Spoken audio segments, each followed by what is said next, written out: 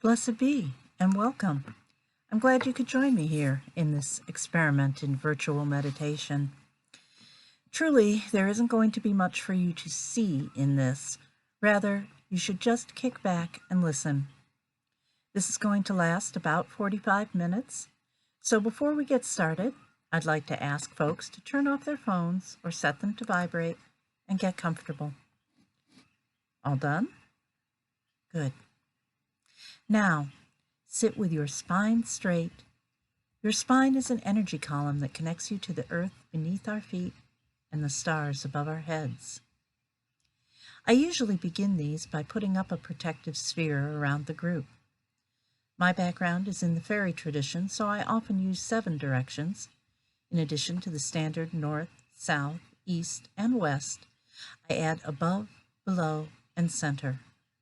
Since we aren't sharing physical space today, I'm going to read an abbreviated version of these.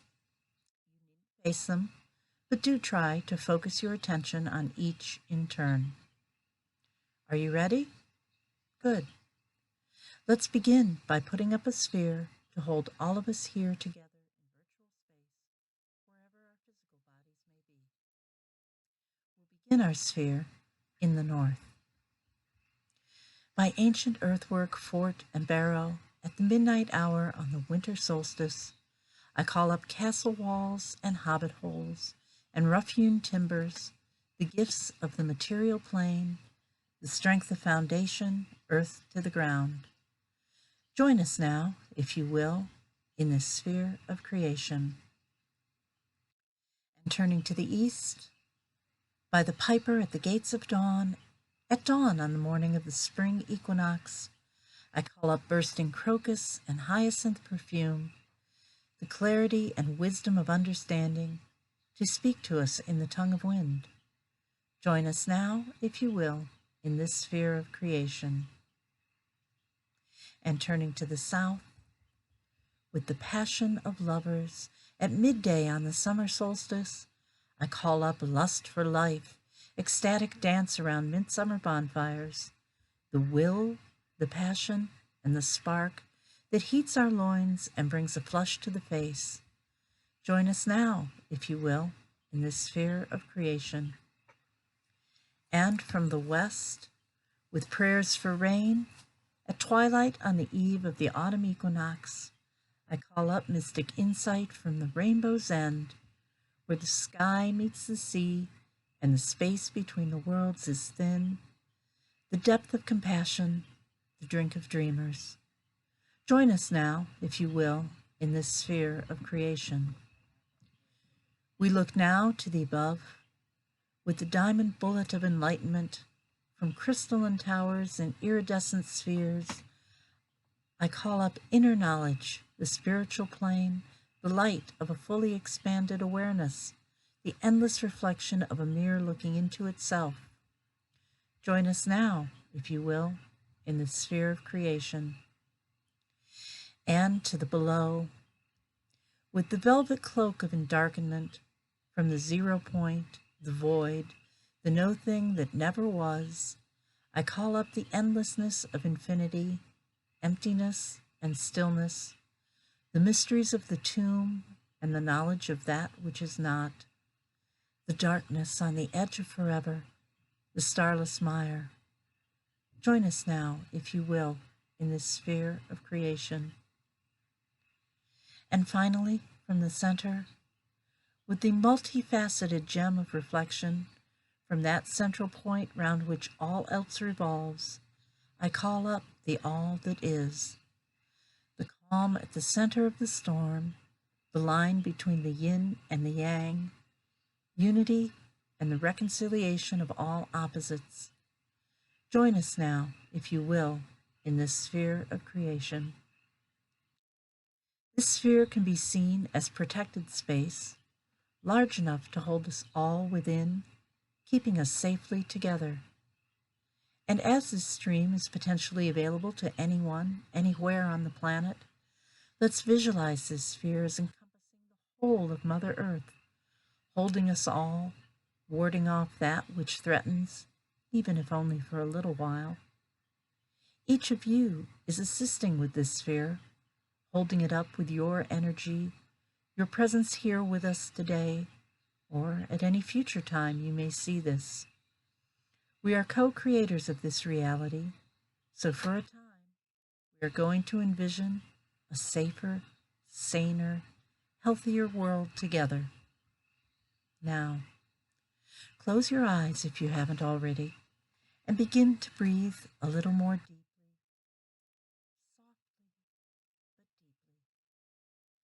but deeply. Open your awareness out to the earth beneath us and the sky above, the wind in the trees, wind chimes tinkling, and the sound of birds in their nests.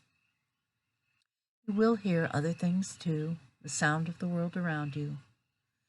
Let these drift away, because for a time we are stepping outside and away from present reality. And as you continue to relax, I want you to locate anything inside that might be distracting, things from the mundane world that might crop up as a worry or concern. We aren't going to banish them, but we are going to put them aside for a while. In your mind, create a box or a trunk, something solid with a lid. Put the troubles and concerns you have into that box. If you need to make the box bigger to hold it all, go ahead, or else shrink the troubles down. Now, close the lid. Lock it with a key if you like. They'll still be there when we're done, but for right now, they are put away. And you may feel yourself breathing a little easier, a little slower and deeper now. As you breathe in, feel the energy of this group, of the fresh, cool air outside, and the warm glow of all of us gathered in this virtual space, entering in with each breath. And as you breathe, you feel the energy rising up your spine and back down as you inhale and exhale. You are rooted to the earth by the energy flowing down your spine, legs, and feet, roots extending from its base deep into the earth in all directions. Breathe deeply and feel your rootedness, your connection. Your roots spread out below you, seeking sustenance and support. The earth itself provides this, but you find you are also encountering more roots, those of others in this circle, no matter how physically far they may be at the moment. Together, we are all here, now, joined in this space for a reason, a virtual circle of trust and sustenance. At a deep level, we are all connected. We know this, of course, but can lose sight of it as the business of the larger world demands our daily attention. And as you breathe, you find you can draw on this rootedness as a source of energy. This moves upward as a plant draws in water into your roots, into your spine, into every part of you that's connected to the ground right now.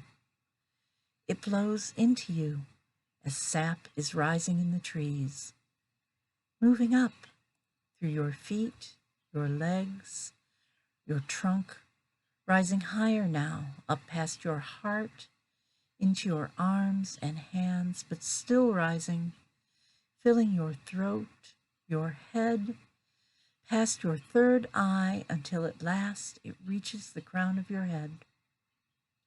This energy is so strong it does not stop even there. It bursts through, out through your crown, arching above you like branches reaching out for the sun, then falling like rain to the earth. Each of your branches reaches out, brushing against and then entwining with those beside you, lacing together to create a circle above of radiant, glowing energy.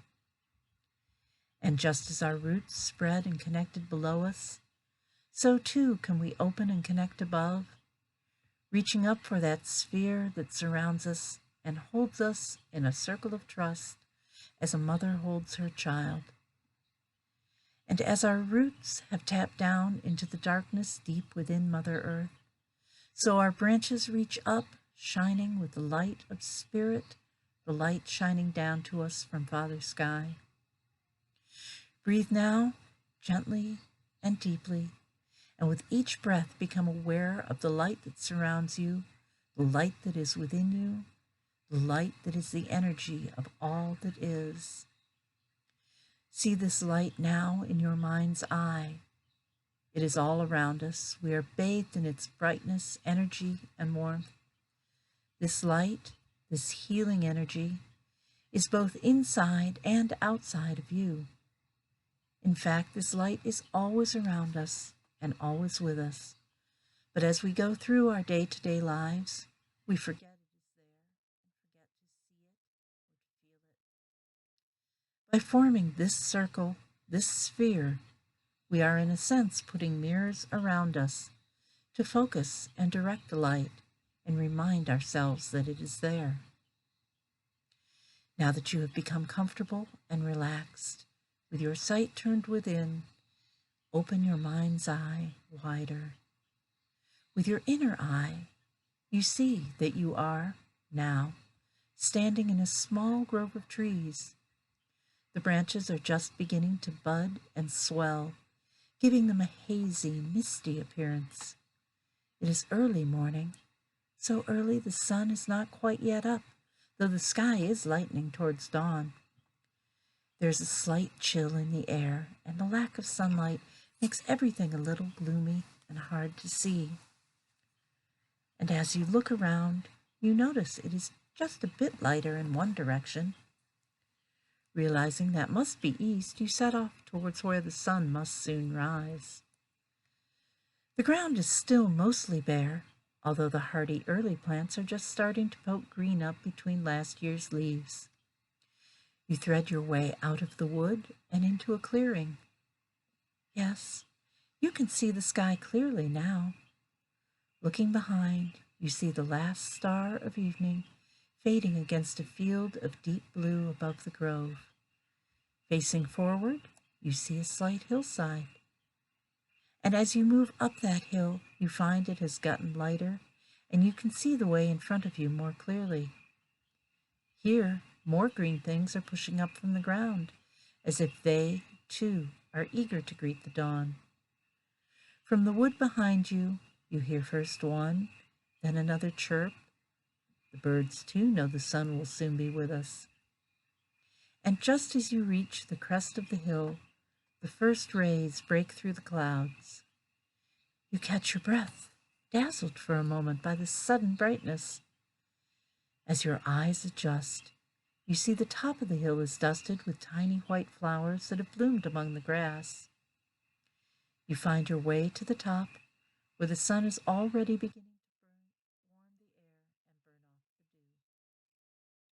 dew. You decide to stop here a moment to watch as the horizon shades from lavender to pink to palest peach and finally gold as the sun rises in front of you. You close your eyes for a moment, breathing in the fresh spring air.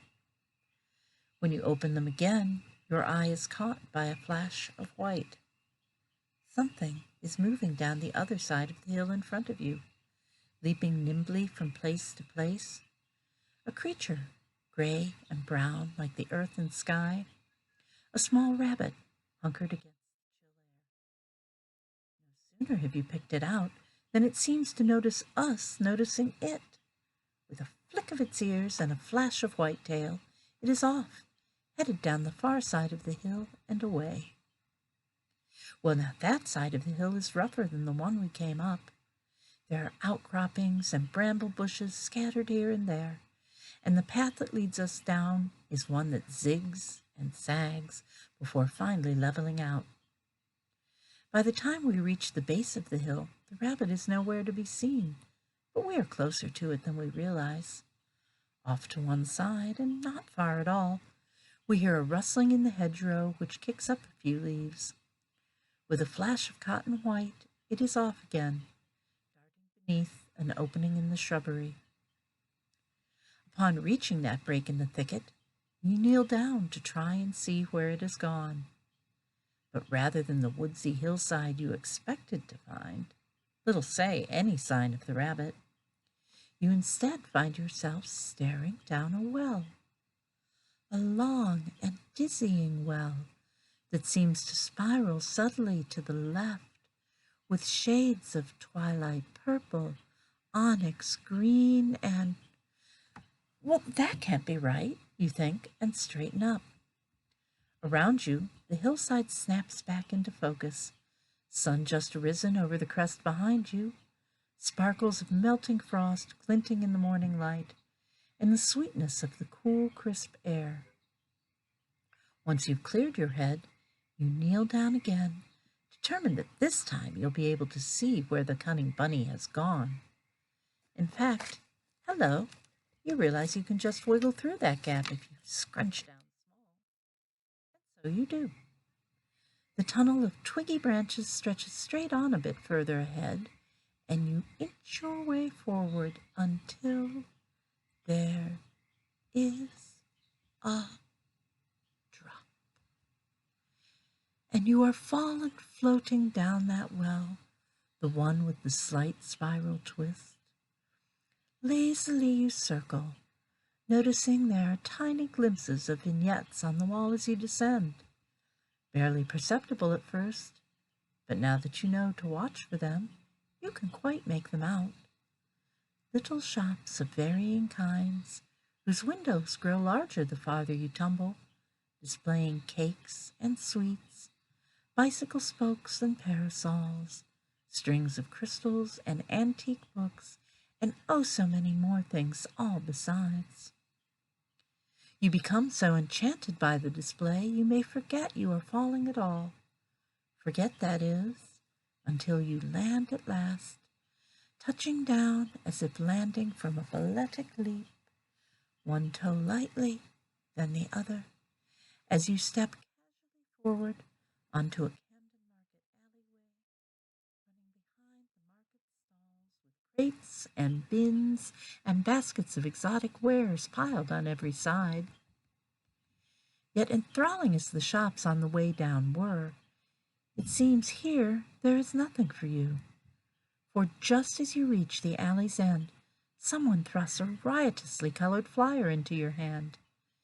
As you look up from the swirling design to see where it came from, you catch the strangest glimpse of morning coat above a tail and top hat perched betwixt long flop ears.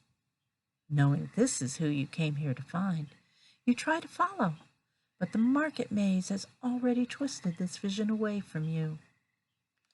Of course you didn't come this far to give up so easily. Why, you've only just arrived. There must be a way. If only you had a map, or a guide, or perhaps a flyer, like the one in your hand. With a tintype picture of a circular Victorian switching station, superimposed over a lollipop spiral of hot pink, orange, lime green.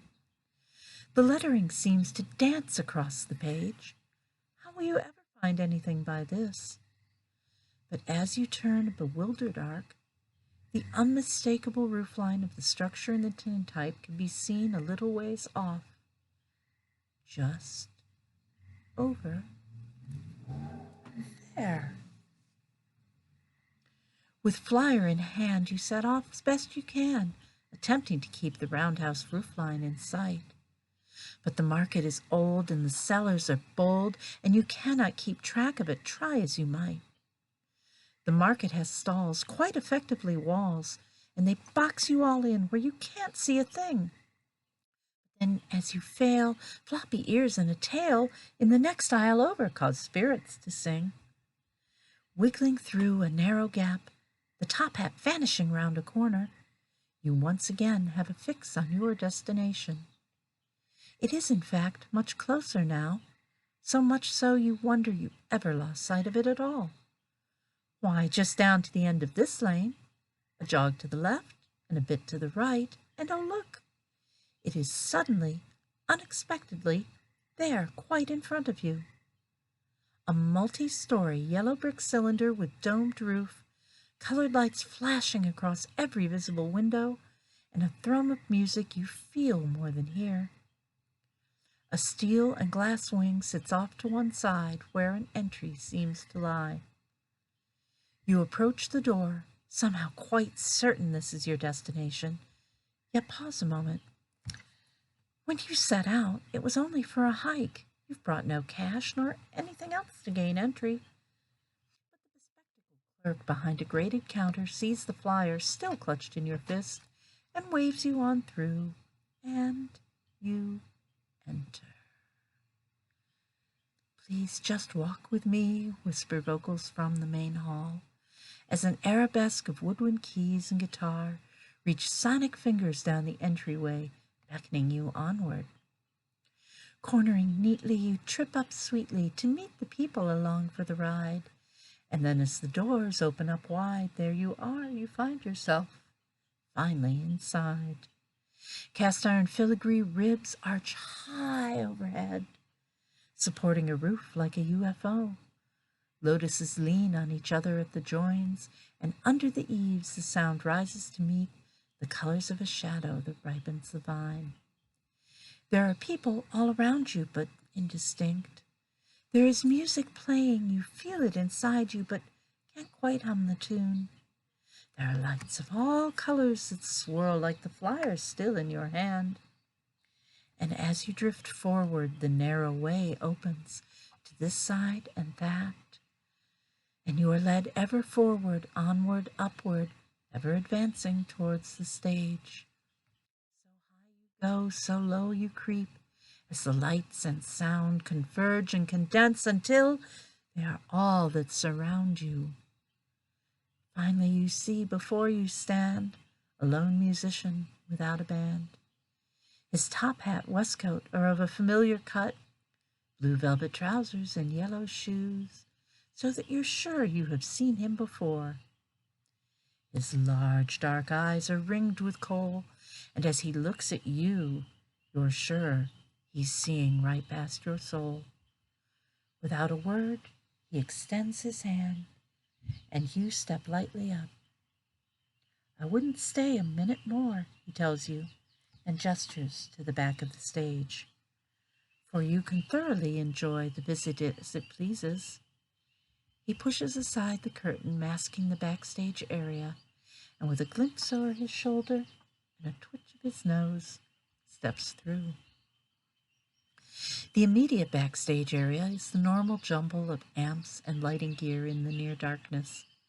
But our host, such as he is the kind of person you just gotta see if you can. So where is he? Nearly lost again, but we don't care if the sun don't shine here, so long as we see him slip through a door far in the back, a door we just managed to catch before it closes and fades into the wall around it. Behind that door, however, is something we didn't expect to find.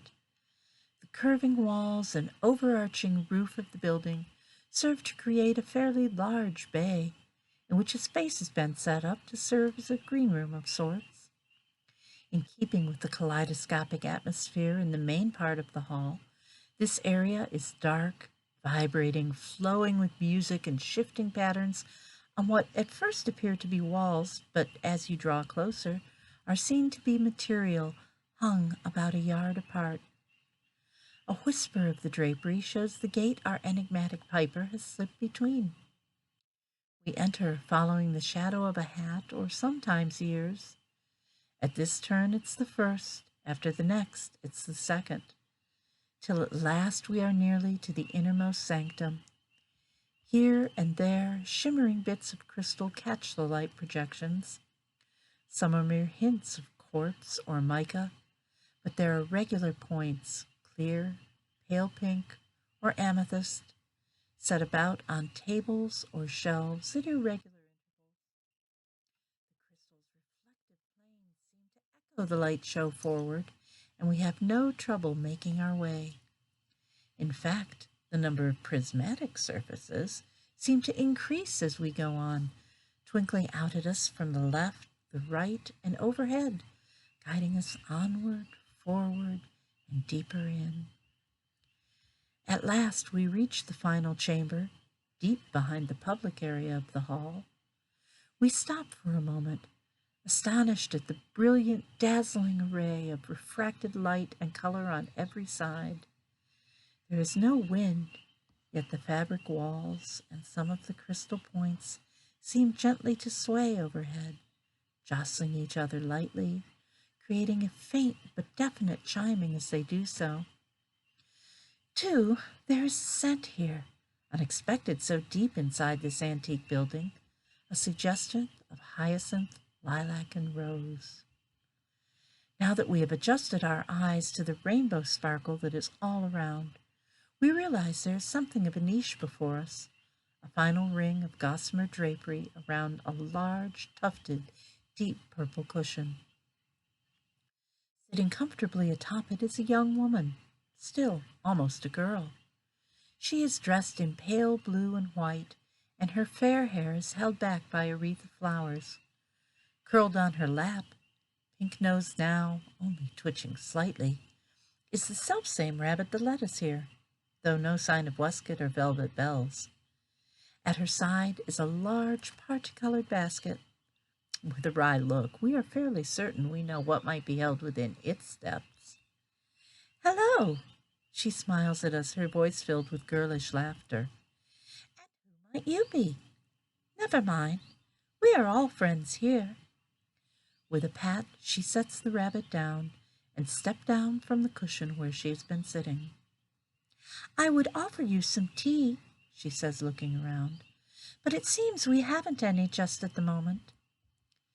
Taking up the basket, she continues, "I do have something for you, however, something I think each of you will like very much. Can you guess what it is? Oh, I do so like to guess." We each try not to let on that we have a good idea what might be within, and line up to take turns selecting an item from the grass-lined basket. Now, before you look, I want you each to close your eyes a moment and think of something you like very, very much. Something you are looking for, something you wish ever so fondly to find. Have you got it yet?" She pauses a moment. "All right, now, then, lift the egg, for indeed an egg it is, and see what you may see inside." Each of us is holding an egg, of course, but we hadn't quite realized it was one of the delicate marzipan eggs with a scene built in its interior. Eagerly, we raise it and peer in through the ornately frosted opening. But just as quickly as we pick them up, we lower them each again, feeling disappointed, maybe even a little cheated. For what we have glimpsed isn't the thing we wished for at all. Rather, quite its opposite. "I see you do not understand." Her voice is less playful now, but more compassionate. "You got a glimpse not of things as you wish them to be, but perhaps things that already are, yes? Or things you hope will not come to pass?" One at a time, we nod our heads. "All right, then. I want you to look again, but this time, turn the egg around." We do so, finding there is a smaller, less decorated opening at the other end of the egg.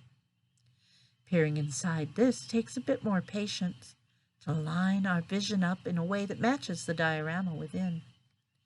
But when we do, oh, what wonders can be seen inside. Things that had been dingy are now sparkling, things that are broken, mended, and made whole. The scene as well is larger, amplified somehow by the tiny aperture we glimpse it through, so that for a brief time we feel ourselves wholly within the world inside the egg.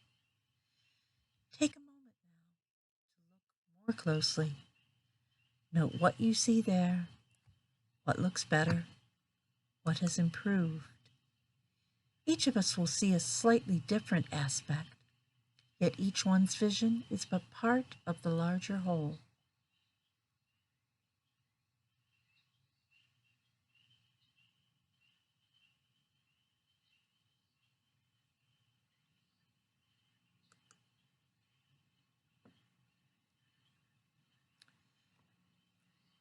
And when, at last, we manage to tear ourselves away from this magical tableau, we see the maiden has returned to her seat atop the cushion.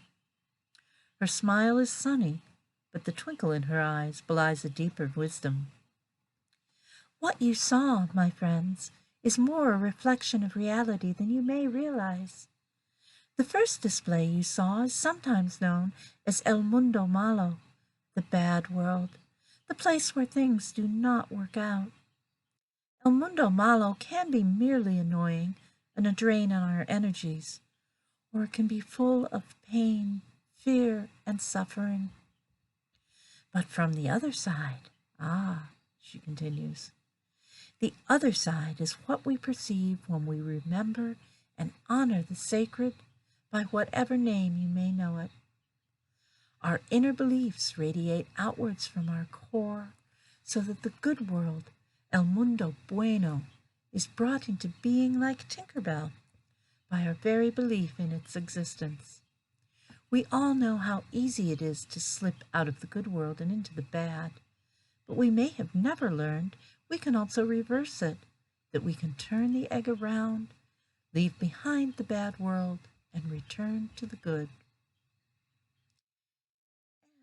It is almost time for you to return to the land from whence you came. You may carry your egg with you as a reminder that when times are hard, you can come back, cross the thin membrane dividing the two worlds, and find the good reality again. To do so, you must honor that which is special, the sacred, the magical, the beauty found in the smallest things around us, and do what you can to create that same beauty in your everyday life. She smiles. She settles more deeply upon her cushion. Where is that little psychopomp? I do believe he is late as usual. Racing around to come up behind you again, there is a flash of blue trousers, majesty, and hat that resolves into the rabbit once again on her lap. Ah, there he is. Why are you still here? The time is gone, the visit over. Run along then, spit spot. With that, a small breeze suddenly enters the chamber from everywhere and nowhere at once, causing the crystals to chime and flash a bit louder, more brightly than before. When they settle, we find we are standing alone in the great round hall, now mostly dark but for the odd-colored light here and there, lighting our way towards the door. Tucking our delicate eggs safely away in our hearts, we begin the trek back to our own world. Once outside, we find there is no longer any market at all. No great round building behind us, nor any sign of human habitation. Only misty morning whisperings and gentle whirring sounds, and flashing as it passes the briefest glimpse of a cotton-white tail, leading us back down the far side of a hill. The sun, now fully risen, dazzles our eyes for a moment, and we lose sight of our tricksy guide for good. Isn't it good to be lost in the wood, we think? And with that, you are once again back in that small grove of trees, now beginning to unfurl their buds and first leaves. So take a lungful now of the fresh spring air, still crisp and cool so early in the dawning. Take a moment, too, to refresh your memory of the world you found inside the angel's egg. That delicate shell is safely stored in your memory and your heart, there to take out and study when you find need of it again. So too are the lessons of El Mundo Malo and El Mundo Bueno. What did that world look like for you, the good world? How would your life change, presumably for the better, if you lived there now? These are all things to take with you as we return to our waking consciousness, to a world that exactly now is standing on the cusp, balanced between the bad world and the good. Many of us have wished for change for some time now, but felt powerless to enact it. However, obstructions and setbacks are like stony soil to a seed. If you can't push through, then you find a way around.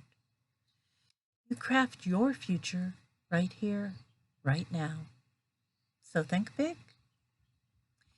Here now in the grove, you are ready to rest for a moment and find a comfortable place to sit beneath a tree that is especially appealing to you. You lean back, feeling the trunk against your spine and the back of your head, thinking about the universe contained within the egg. As you do so, notice how deeply connected you feel to the tree, to the ground beneath you, and the sky above. You find that you can almost feel the roots of your own reaching down into the earth and branches above yearning towards the heavens. Thinking of these roots, these branches, reminds you of the connections you have made and of the room where you sit, each of us first beneath our own tree, then here, back again, apart and yet circled all together. So let us now take a moment to thank the Center for holding a presence in this sphere of creation and providing a point from around which all else revolves. Go if you must, but stay if you will. We bid you hail and farewell. We thank, too, the below, whose presence in this sphere of creation has provided the nothing from which all arises. Go if you must, stay if you will. We bid you hail and farewell. Our thanks to the above, whose presence in this sphere of creation has provided the light of awareness from which all this arises, that has bloomed in our hearts. Go if you must, stay if you will. Hail and farewell. We thank the West, whose presence in this sphere of creation has provided us the primordial experience and essence of love. Go if you must, but stay if you will. We bid you hail and farewell. Our thanks to the South, whose presence in this sphere of creation has provided us the energy and inspiration to carry our gifts into the world. Go if you must, but stay if you will. We bid you hail and farewell. So too we thank the East, whose presence in this sphere of creation has provided the ability to imagine, to think, and to visualize our dreams and perhaps make them real. Go if you must, but stay if you will. We bid you hail and farewell. And we give thanks to the North, whose presence in this sphere of creation has provided the foundation upon which all else is based. Go if you must, but stay if you will. We bid you hail and farewell. And now the circle is open, but never broken. So merry meet and merry part and merry meet again. And I thank you all so much for joining me here today, or whenever you may join me. I hope for a time you were able to visit El Mundo Bueno and find something there to bring back to this world. You may leave a comment below. I will try to provide answers if I can to any questions you may have. If you have any positive visions you'd like to share with us, we'd love to see those as well, and I'll look forward to seeing them. I'll hold my next meditation at the beginning of May. The date, time, and whether it be real or virtual to be announced, but I believe it will be streamed live on the Buckland Witchcraft Museum's Facebook page, so you can catch it there for sure, or I will upload it here once it is done. So thanks everyone, and be safe out there, please. We love you.